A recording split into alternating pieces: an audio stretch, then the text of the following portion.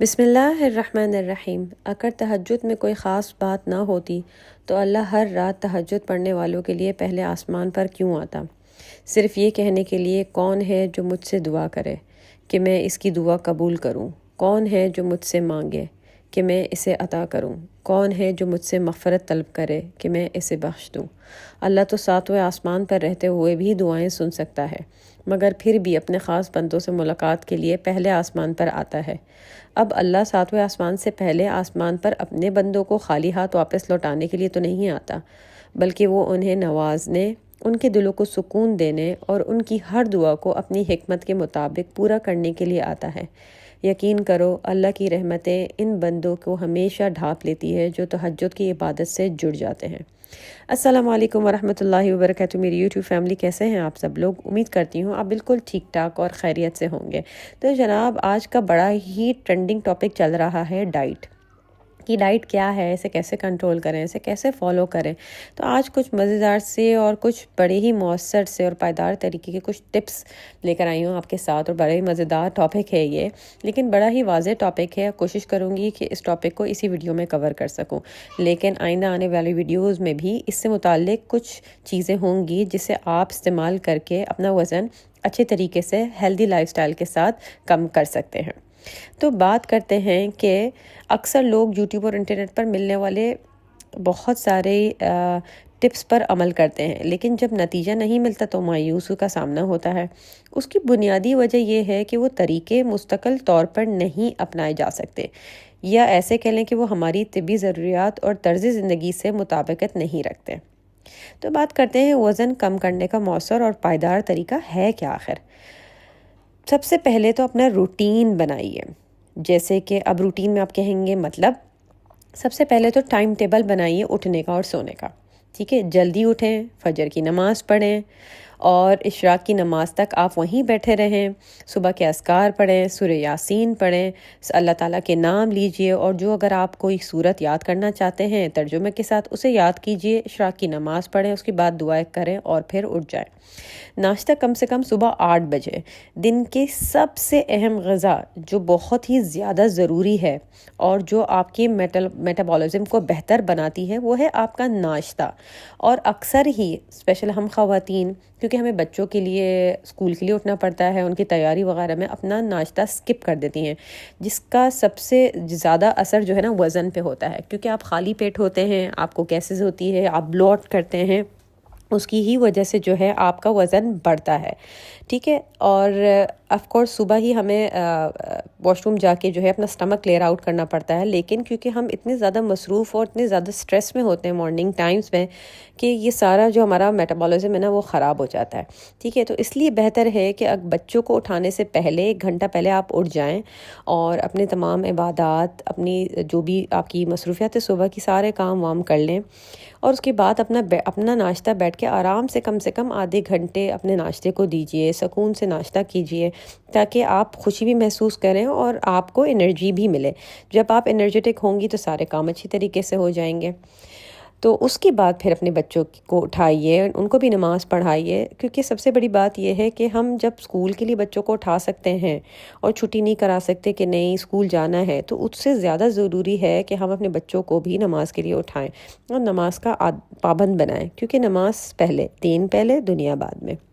دوسری بات آ جاتی ہے کہ اس کے بعد جب اگر آپ ناشتہ جو ہے وہ صبح 6:30 یا 7 بجے کر رہی ہیں، تو ظاہر سی بات ہے آپ اتنا کام کر رہی ہیں، آپ کو بہت جلدی بھوک لگنے شروع ہو جاتی ہے، کیونکہ آپ کی ورکنگ میں ہی سارا جو ہے کھانا برن آؤٹ ہو جاتا ہے۔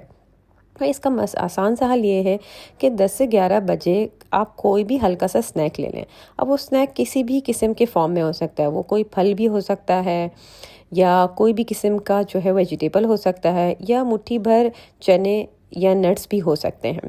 اس میں آپ مکس نٹس لے لیں، کاجو لے لیں، بادام لے لیں، پستے لے لیں، یا پھر بھنے ہوئے چنے جو ہوتے ہیں وہ بہترین غذا ہوتی ہے، ان سے آپ کو انرجی بھی ملتی ہے اور آپ کا پیٹ بھی مطلب بڑھ جاتا ہے۔ پھر اس کی بات آتے ہیں کہ اب آ گیا ہے دوپہر کا ٹائم. اب ظاہر سی بات ہے ہم مائیں ہم بچوں کا انتظار کرتے ہیں اور کرتے کراتے 3 ساڑھے 3 4 بجے کھانا کھاتے ہیں، جو کہ بہت ہی زیادہ غلط ہے. زیادہ ٹائم اگر آپ اپنے پیٹ کو خالی بھی رکھیں گے تو آپ کے پیٹ میں انزائمز پیدا ہوں گے، گیسز پیدا ہوں گے، اور وہ آپ کو ایسیڈیٹی وغیرہ اور بہت سارے پرابلمس دے سکتے ہیں. تو اس کے لیے بہترین یہ ہے کہ بچوں کے آنے سے پہلے کھانا ٹائم پہ بنائیے، اور ان کے آنے سے پہلے آپ کھانا کھا لیجیے. اس سے کوئی ایسی چیز نہیں ہوگی کہ آپ کو گناہ نہیں ملے گا. تو آپ دوپہر کے کھانے کا ٹائم تقریباً 1 بجے تک کر لیں.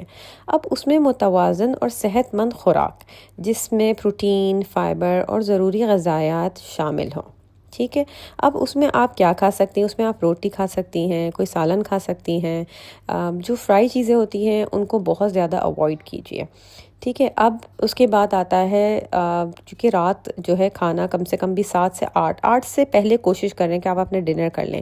لیکن اس بیچ میں کیونکہ آپ صبح کے اٹھے ہوئے ہوتے ہیں اور آپ کانسٹنٹلی کام کر رہی ہوتی ہیں تو آپ کو سنیک بھی چاہیے ہوتا ہے. تو سنیک کا ٹائم جو ہے وہ 4 سے 5 کا کر لیں. چاہے تو ہلکی پھلکی چائے، گرین ٹی یا ڈیٹاکس جو ہے واٹر لے لیجئے. بہت سے قسم کی آپ کو اس طرح کی recipes on YouTube, TikTok, Instagram پہ مل جائیں گی. پھر بات کرتے ہیں رات کا کھانا. رات کا کھانا کوشش کریں 7 سے 8 بجے کے بیچ میں کر لیں، لازمی کر لیں. ٹھیک ہے.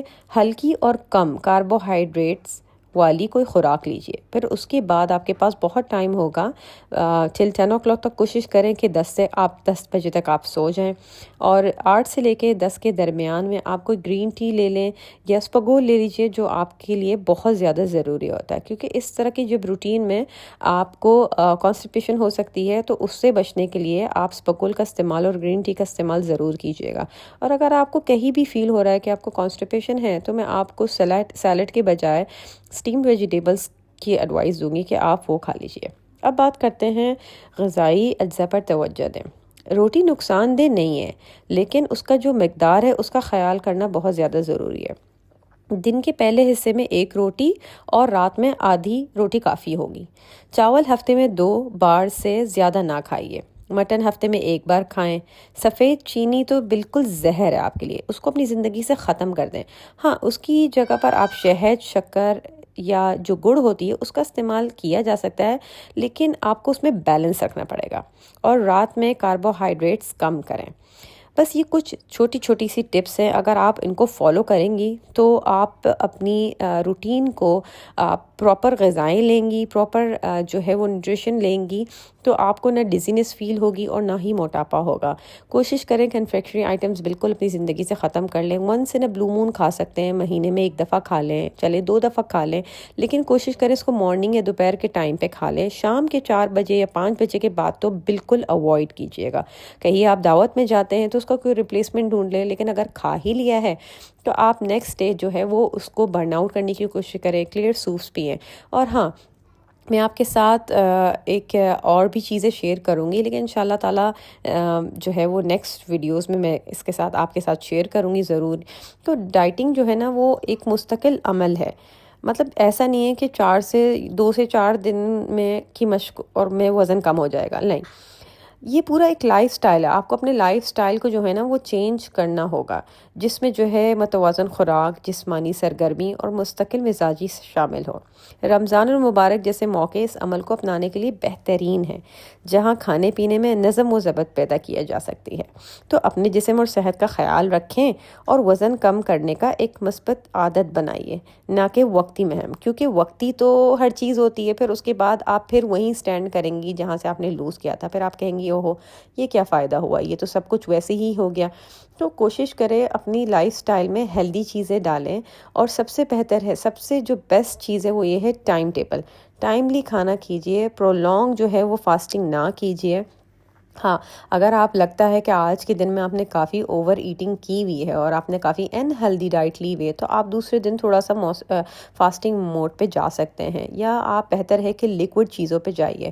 اور پانی کا زیادہ سے زیادہ انٹیک کریں.